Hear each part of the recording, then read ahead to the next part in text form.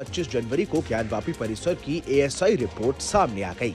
इस रिपोर्ट में एक बड़ा खुलासा हुआ है। अयोध्या की तरह ही यहाँ भी हिंदू मंदिर के अवशेष मिले हैं।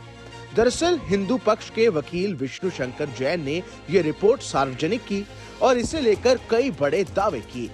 इस रिपोर्ट से मुस्लिम पक्ष को एक बड़ा झटका लगा है।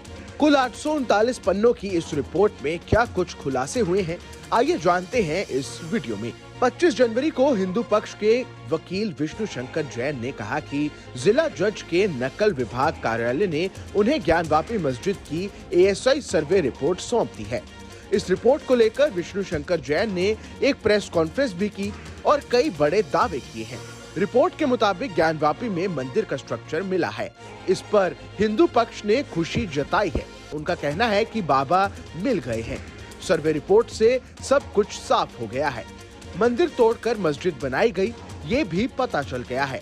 अब हिंदुओं को पूजा पाठ की अनुमति मिलनी चाहिए। देखिए, एएसआई ने अपनी इस रिपोर्ट को देने में बहुत सारी डिटेल्ड साइंटिफिक स्टडी की है और उस साइंटिफिक स्टडी के आधार पे एएसआई ने रिपोर्ट दी है। वहाँ पे जो इंस्क्रिप्शन है, उस तथाकथित मस्जिद में एक इंस्क्रिप्शन भी मिला है।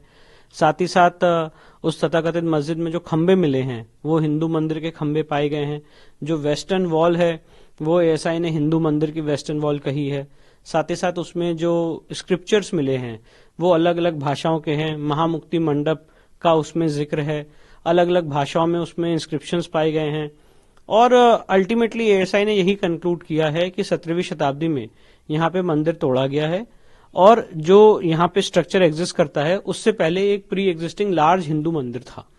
जी, ये कोई पत्थर भी मिला है जो बताया कि जैसे जी, मैंने वही बताया कि एक पत्थर मिला था वहाँ पे जिसको इन लोगों ने तोड़ दिया है और हम उस समय सर्वे के दौरान थे।